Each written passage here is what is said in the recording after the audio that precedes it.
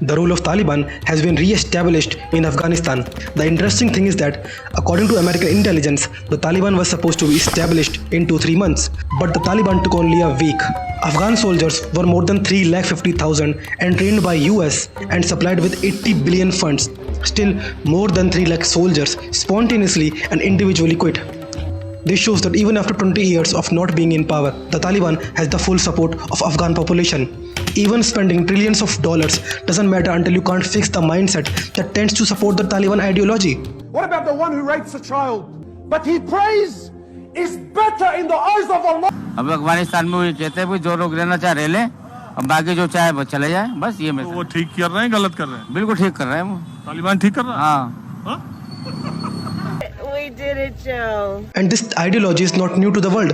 Taliban is an Islamist organization that wants to establish their interpretation of Sharia, the Islamic law, in Afghanistan and in the whole wide world.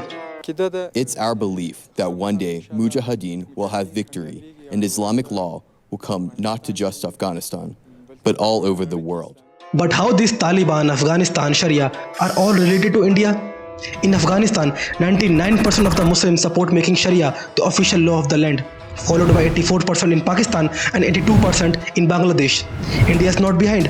3/4 of the Muslim in India support having access to the existing system of Islamic courts, which will handle family disputes for now. The primary sources of Sharia are none other than Quran and Sunnah. Sharia had been implemented in various parts of India during Mughal rule. Even the Taliban mindset was created by Indian Muslims. Mullah Omar, the founder of Taliban, was an honorary doctorate from Darul Uloom Hakina, which is a part of Darul Uloom Deobandi of India. India is likely to give refuge of people of Afghanistan who wants to leave the country due to Taliban irrespective of religion. The father of Afghanistan is Ahmad Shah Abdali. It is Pir Sahib Shah Chishti of Lahore declaring Ahmad Shah Abdali as the king by placing chaff of wheat on his head. Upon this Pir's invitation, Abdali then invaded India. Abdali waged jihad in India 8 times from 1748 to 1767.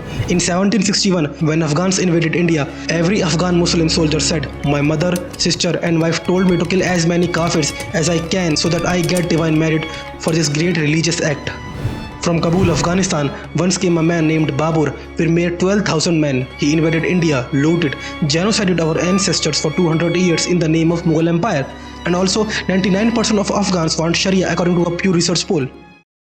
But many Indian Muslims, so-called liberals, Islamists, are somewhat praising the Taliban.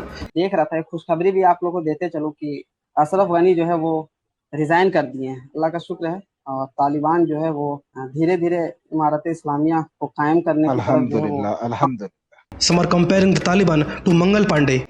मुझे तालिबान में मंगल पांडे दिखता है। Times now मैं क्या करूं? ये लीजिए। I find that element of divinity. They think that Taliban taking press conference is better than Indian government.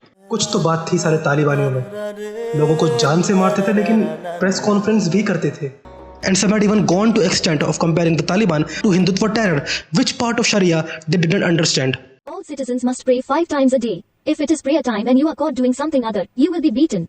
All men will grow their beards. All boys will wear turbans. All boys will wear Islamic clothes. Singing is forbidden. Dancing is forbidden. Playing cards, playing chess, gambling, and kite flying are forbidden. Writing books, watching films, and painting pictures are forbidden. If you keep parakeets, you will be beaten. Your birds will be killed. If you are not Muslim, do not worship where you can be seen by Muslims. If you do, you will be beaten and imprisoned. If you are caught trying to convert a Muslim to your faith, you will be executed. When the Taliban started abducting minor girls from their homes, our secular media proudly wrote for the Taliban that it vows to honor the women's rights within the Islamic law, their Islamic law. You will stay inside your homes at all times. It is not proper for women to wander aimlessly about the streets. If you go outside, you must be accompanied by a maharam, a male relative. If you are caught alone on the street, you will be beaten and sent home. You will not, under any circumstance, show your face. You will cover with a burqa when outside. Cosmetics are forbidden. Jewelry is forbidden. You will not wear charming clothes. You will not speak unless spoken to. You will not make eye contact with men. You will not laugh in public. If you do, you will be beaten. You will not paint your nails. If you do, you will lose a finger.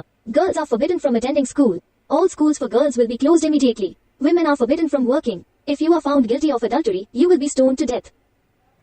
So would you believe in the democratic vote though? So would people be allowed to vote in women politicians?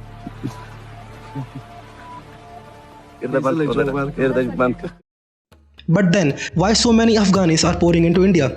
If Muslims are getting persecuted in Modi's India, if 99% of Afghanistani wanted the Sharia, then why they are leaving? During the time of independence, almost all of the Muslim population wanted Pakistan or partition of India. Still, at the time of partition, many of them stayed back. Chaudhry Rahmat Ali created the first ever map of Pakistan and its allied pure Islamic state that will be created out of the vast united Indian subcontinent. After the partition and creation of Pakistan in 1947, Ali returned to Lahore, Pakistan. He was unhappy over a smaller Pakistan than the one he had conceived. He condemned Jinnah for accepting a smaller Pakistan, calling him Kusling-e-Azam. They simply couldn't afford to abandon the wealth accumulated over several centuries. Lands in Sistan, Khorasan, Transxiana and Afghanistan where Hindu religion and culture had flourished for long had been subjected to jihad in early years. In 1970, there were 7 lakh Hindus and Sikh in Afghanistan. Today, there are less than 15 Hindus and less than 650 Sikh.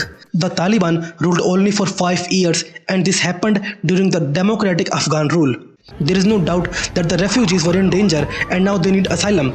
But there are already thousands of illegal Rohingyas settled illegally around various parts of Delhi. There are 51 official Islamic countries, but none wants to give asylum to Rohingyas or Afghani refugees, not even Pakistan or Bangladesh. In the end, we need to think for our nation first, because there are many of them who would love to see us fall. Vande Mataram, Jai Hind.